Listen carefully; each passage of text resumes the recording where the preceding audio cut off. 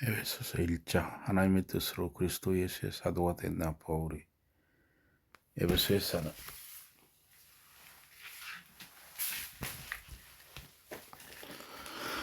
그리스도 예수를 믿는 성도들에게 편지를 씁니다.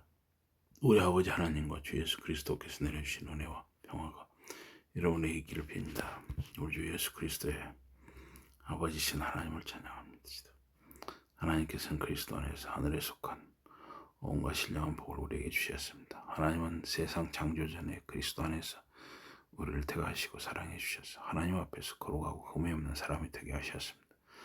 하나님은 하나님의 기뻐하시는 뜻을 따라 예수 그리스도를 통해 우리를 하나님의 자녀로 삼으시기로 예정하신 것입니다. 그래서 하나님이 하나님의 사랑하신 아들 안에서 우리에게 거쳐주신 하나님의 영광스러운 은혜를 찬미하게 하셨습니다.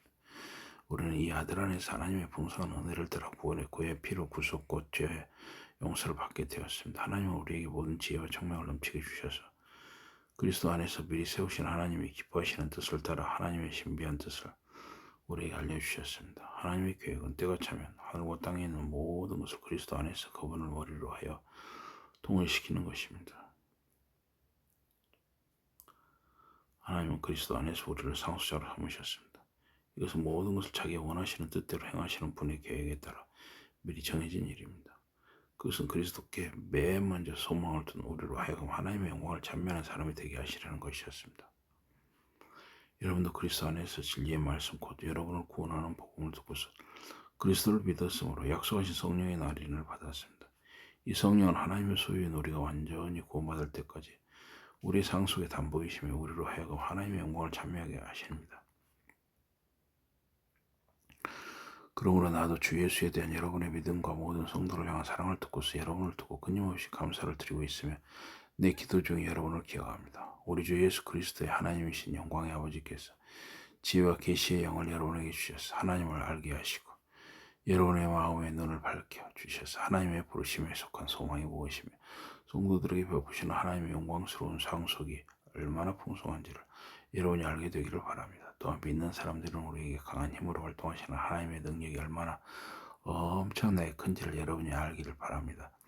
하나님께서는 이 능력을 그리스도 안에 발휘하셔서 그분을 죽은 사람들 가운데 살리시고 하늘에서 자기의 오른쪽에 앉히셔서 모든 정권과 권세와 능력과 주권 위에 그리고 이 세상뿐만 아니라 오는 세상에서 일컬을 모든 이름 위에 뛰어나게 하셨습니다.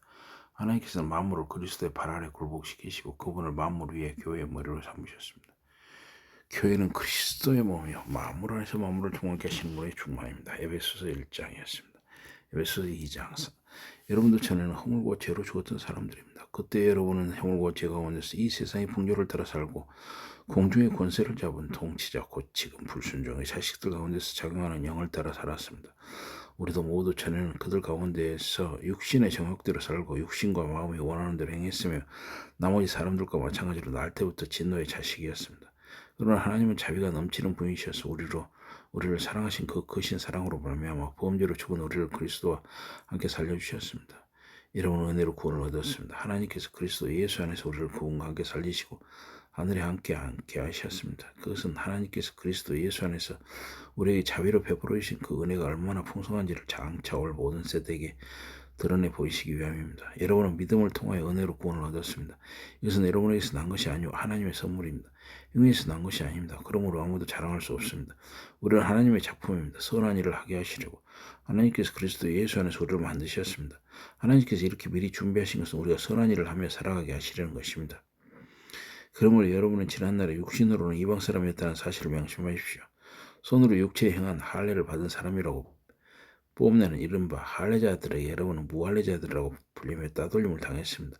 그때 여러분은 그리스도와 상관이 없었고 이스라엘 공동체에서 제어되어서 약속의 언약과 무관한 외인으로서 세상에 아무 소망이 없이 하나님도 없이 살았습니다. 여러분이 전에는 하나님에게서 멀리 떨어져 있었는데 이제는 그리스도 예수 안에서 그분의 피로 하나님께 가까워졌습니다. 그리스도는 우리의 평화이십니다. 그리스도께서는 유대 사람과 이방 사람이 양쪽으로 갈라져 있는 것을 하나로 만드신 분이십니다.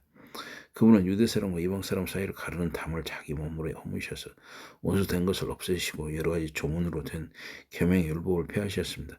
그분은 이 둘을 자기 안에서 하나의 새 사람으로 만들어서 평화를 이루시고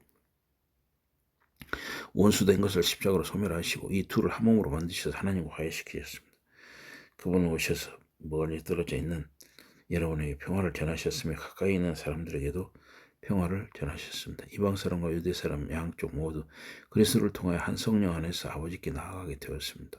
그러므로 이제부터 여러분은 애국 사람이나 나그네가 아니요 성도들과 함께 시민이며 하나님의 가족입니다. 여러분은 성도들과 예언자들이 놓은 기초 위에 세워진 건물이며 그리스도 예수가 그 모퉁이들이 되십니다. 그리스도 안에서 건물 전체가 서로 연결돼서 주님 안에서 자라서 성전이 됩니다. 그리스도 안에서 여러분 함께 세워져서 하나님의 성령으로 거하실 처소가 됩니다. 에베소서 1장과 2장이었습니다.